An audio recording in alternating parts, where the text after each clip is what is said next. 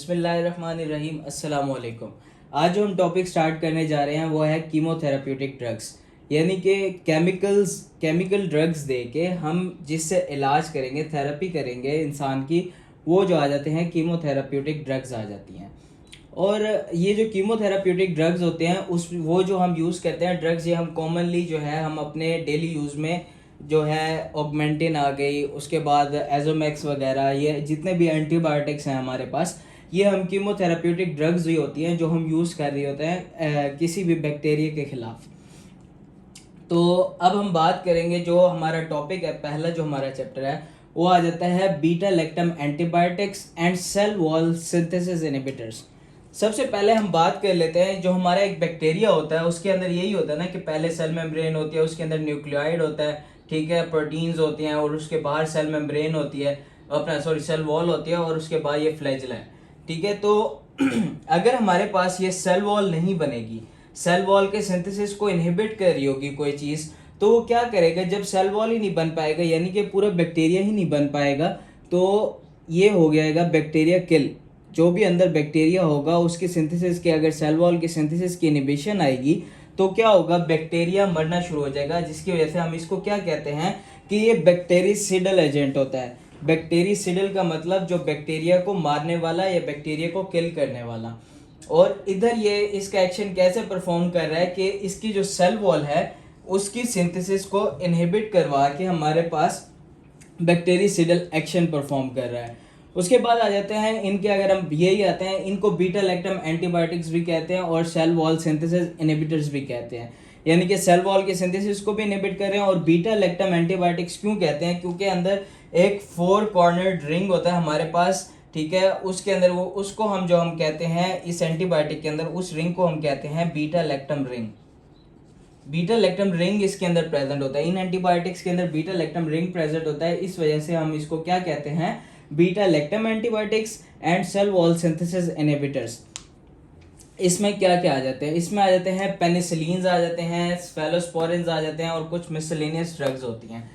जो पेनिसिलिन्स होते हैं उसको भी हम आगे डिवाइड करते हैं हमारे पास नैरो और वाइड रेंज के अंदर, यानी कि उसके जो स्पेक्ट्रम होता है, जो एक्शन स्पेक्ट्रम होता है, जो एंटीबायोटिक जिन बैक्टीरिया को कवर कर रहा होता है, या तो वो नैरो स्पेक्ट्रम को यानी कि शॉर्ट स्पेक्ट्रम को कवर कर रहा होता है, या ब्रॉड स्पेक्ट्रम को या वाइड स्पेक्ट्रम को जो है हमारे पास कवर कर रहा होता है। तो ये 2 तरह का होता है। उसके बाद स्फेलोस्पोरिन्स के अंदर हमारे पास 4 जनरेशंस होती हैं, जो हमारे पास फर्स्ट, सेकंड, थर्ड और फोर्थ, ये भी हमारे पास कॉमनली जो है हमारे पास यूज होती हैं डेली लाइफ के अंदर। स्फेलोस्पोरिन्स भी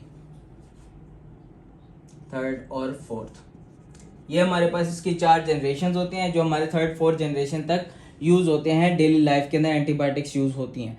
उसके बाद आ जाते हैं मिसलेनियस में हमारे पास कार्बापेनम आ जाता है, एस्ट्रियोनम आ जाता है, और वेनकोमाइसिन आ जाता है। इसके बाद हम बात करेंगे, अभी जो हमने स्टार्ट करना है उसमें सिर्फ हमने क्या पढ़ना है, अभी हमने जो पढ़ना है वो है पेनिसिलिन्स पढ़ लेना है, सिर्फ और सिर्फ पेनिसिलिन्स पढ़ना है। पेनिसिलिन्स में क्या है, मैकेनिज्म ऑफ एक्शन क्या है हमारे पास, और कैसे परफॉर्म करेगा, ये है पेनिसिलिन्स।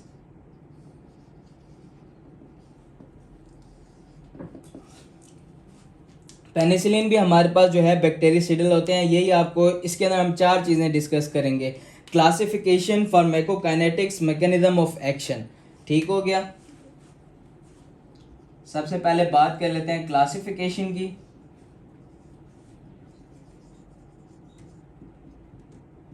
उसके बाद आ जाता है फार्माकोकाइनेटिक्स, क्या होते हैं इसके,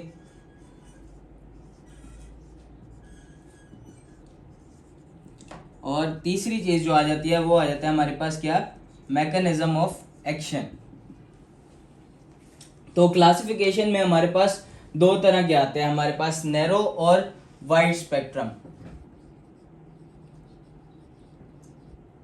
नैरो स्पेक्ट्रम और वाइड स्पेक्ट्रम। नैरो स्पेक्ट्रम वो वाले होते हैं जो हमारे पास, जो कि बहुत ही नैरो रेंज ऑफ जो हमारे पास बैक्टीरिया है उसको कवर कर रहे होंगे, और वाइड जो है हमारे पास वाइड स्पेक्ट्रम जो आ जाते हैं वो आ जाते हैं जो कि वाइड रेंज को कवर कर रहे होंगे। उसके बाद हम बात कर लेते हैं फार्माकोकाइनेटिक्स। फार्माकोकाइनेटिक्स की बात की जाए तो हमारे पास ये जो ड्रग होते हैं पेनिसिलिन्स, ये हम दोनों तरीके से दे सकते हैं, ओरली भी दे सकते हैं और पारेंटरली भी दे सकते हैं। ये किस चीज पे होता है कि हमारे पास जो पेनिसिलिन देते हैं उसके अंदर हमारे पास जो जीआईटी है ना, स्टमक के अंदर जो एसिड के एसिड को हमारे पास मेटाबोलाइज, यानी एसिड जो है हमारे पास जाहिर है इस ड्रग को मेटाबोलाइज कराएगी, तो आगे जो हमारे पास पहुंचेगी उसके अंदर जो ब्लड के अंदर हमारे पास पहुंचेगी उसकी तादाद आहिस्ता आहिस्ता कम होती जाएगी। ओरली हम वो दे सकते हैं जो हमारे पास एसिड को थोड़ा सा रेजिस्टेंट होगी और टोटल अमाउंट आगे चली जाएगी, ब्लड के अंदर चली जाएगी। पारेंटरल वो देंगे जो हमारे पास एसिड से इतनी ज़्यादा रेजिस्टेंट नहीं होगी और ब्लड के अंदर थोड़ी अमाउंट में जाएगी। अगर ओरली दें तो हम उसको पारेंटरली देते हैं ताकि हमारे पास वो ब्लड के अंदर मुकम्मल तौर पर पहुंच सके और अपना एक्शन परफॉर्म करवा सके। ये हमारे पास दो रूट्स हो गए, ओरल और पारेंटरल। अब बात कर लेते हैं इसकी एक्सक्रीशन की। इसकी एक्सक्रीशन मेनली कैसे होती है? इसकी एक्सक्रीशन होगी,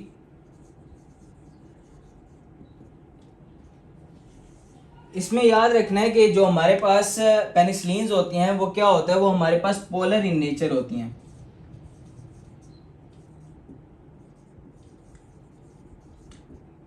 और ये इतनी ज़्यादा मेटाबोलाइज नहीं होती।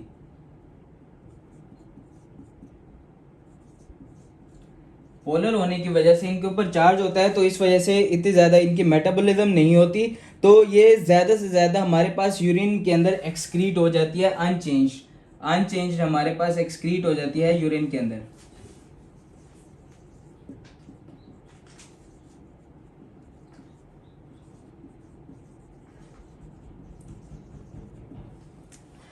अच्छा, अब इसके अंदर भी हमारे पास दो हमारे पास जो जगह है वहां से एक्सक्रीट हो सकते हैं यूरिन के अंदर। एक हमारे पास क्या होता है, एक हमारे पास ग्लोमेरुलर फिल्ट्रेशन के जरिए,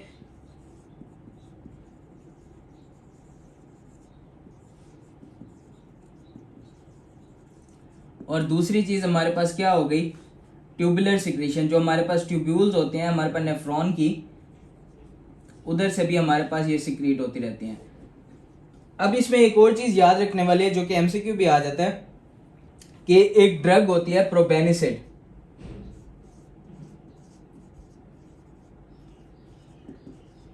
ये जो हमारे पास ट्यूब्यूल्स होते हैं, यहाँ से अगर हमारे पास जो ड्रग एक्सक्रीट आउट हो रही होती है यूरिन के जरिए, हमारे पास जो यहाँ से ट्यूबुलर सिक्रीशन से बाहर सिक्रीट हो रही होती है, उसको रोकने के लिए, यहाँ पे इनहिबिट करने के लिए एक ड्रग होती है जो कि प्रोपेनिसिड होती है, जो कि हमारे पास इसको एक्सक्रीट आउट नहीं होने देती।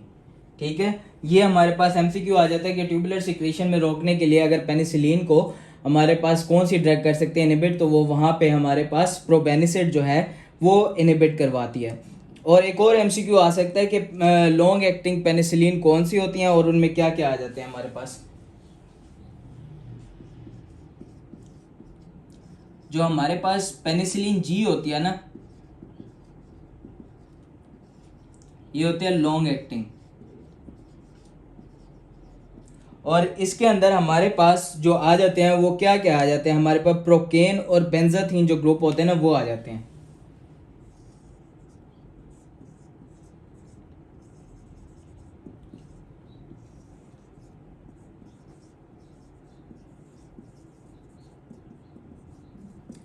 ये हमारे पास टोटल ये था कि इसके क्लासिफिकेशन नैरो और वाइड रेंज फार्माकोकाइनेटिक्स में हम इसको ओरली भी दे सकते हैं और पारेंटली भी दे सकते हैं। और एक्सक्रीशन जो होती है हमारे पास, यही हमारे पास यूरिन के जरिए होती है कि पोलर इन नेचर होता है, ज़्यादातर मेटाबोलाइज नहीं हो पाता और यूरिन के अंदर अनचेंज एक्सक्रीट आउट हो जाता है थ्रू ग्लोमेरुलर फिल्ट्रेशन और ट्यूबुलर सिक्रीशन। और ट्यूबुलर सिक्रीशन में हमारे पास यही है कि उसको एक्सक्रीट आउट करने के लिए एक ड्रग जो इनहिबिट कर रही होती है कि उसको सिक्रीट नहीं होने देती, वो आती है प्रोपेनिसिड। उसके बाद हमारे पास लॉन्ग एक्टिंग पेनिसिलिन जो होती है वो पेनिसिलिन जी आ जाती है और उसके अंदर हमारे पास प्रोकेन और बेंजाथीन आ जाती है। उसके बाद हम बात कर लेते हैं मैकेनिज्म ऑफ एक्शन की, कि ये जो ड्रग है इसका मैकेनिज्म ऑफ एक्शन होता क्या है, आखिर कैसे एक्ट करती है और कैसे हमारे पास बैक्टीरिया को सिंथेसिस को रोक रही होती है।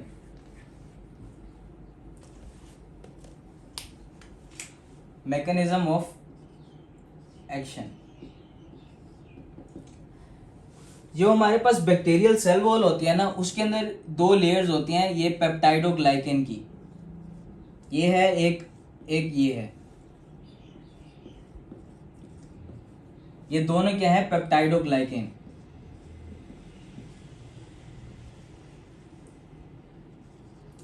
यहाँ पे उनका एक रिसेप्टर होता है, जिस रिसेप्टर को हम क्या कहते हैं, penicillin binding protein. Penicillin binding protein. अब ये क्या होता है, ये हमारे पास जब सेल वॉल बन रही होती है, दोनों पेप्टाइडोग्लाइकेन जो लेयर्स होती हैं हमारे पास, उनके क्या होते हैं, हमारे पास उनको लिंक होते हैं, वो आपस में लिंक होते हैं। और उनकी लिंकिंग कैसे होती है, ट्रांसपेप्टाइडेशन से, कि ट्रांसपेप्टाइडेशन के जरिए इन दोनों चेन्स की लिंकिंग होती है, जिसकी वजह से हमारे पास सेल वॉल फॉर्मेशन होती है। ये हमारे पास क्या है, ट्रांसपेप्टाइडेशन। और क्या हो रहा है, इनकी लिंकिंग हो रही है।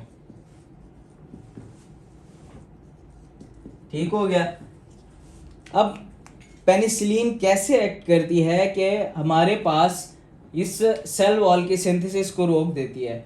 सबसे पहले वो हमारे पास क्या करेगी, जाके अटैच होगी किसके ऊपर, ऑन पेनिसिलिन बाइंडिंग प्रोटीन। ये क्या करेगा, जाके पेनिसिलिन बाइंडिंग प्रोटीन के अंदर हमारे ऊपर अटैच होगी। ठीक हो गया।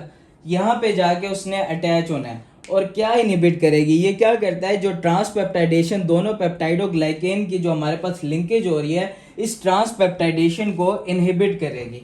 सेकंड इसका क्या स्टेप होगा, inhibit the transpeptidation of cell wall.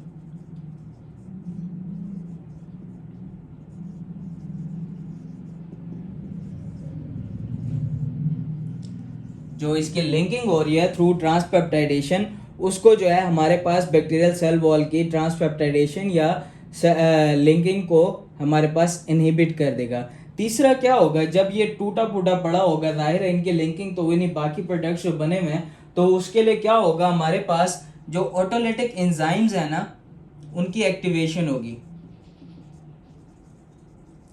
Activation of autolytic enzymes. Autolytic enzymes क्या होते हैं, जो खुद को तोड़ने वाले एंजाइम्स हों, तो उनके जो एंजाइम्स हैं, ऑटोलिटिक एंजाइम्स की एक्टिवेशन होगी। और क्या करेगा, वो हमारे पास इस सेल वॉल को डिस्ट्रॉय कर देगा। And destruction of cell wall. इतनी सी बात ही, ये हमारे पास जो उसका टोटल मैकेनिज्म ऑफ एक्शन है, जो कि हमारे पास एससीक्यू के लिए बहुत इंपॉर्टेंट है, जो आपके एससीक्यू में भी अक्सर आ जाया करता है। तो ये तीन चीजें जो है हमने याद रखनी है। सबसे पहले क्या होगा, पेप्टाइडोग्लाइकेन पे हमारे पास पेनिसिलिन बाइंडिंग प्रोटीन होती है, वहां पे आके पेनिसिलिन अटैच होगी और जो इनकी ट्रांसपेप्टाइडेशन लिंकिंग जो नॉर्मली हो रही थी, उसको क्या करेगी, इनहिबिट कर देगी। Inhibit the transpeptidation of bacterial cell wall.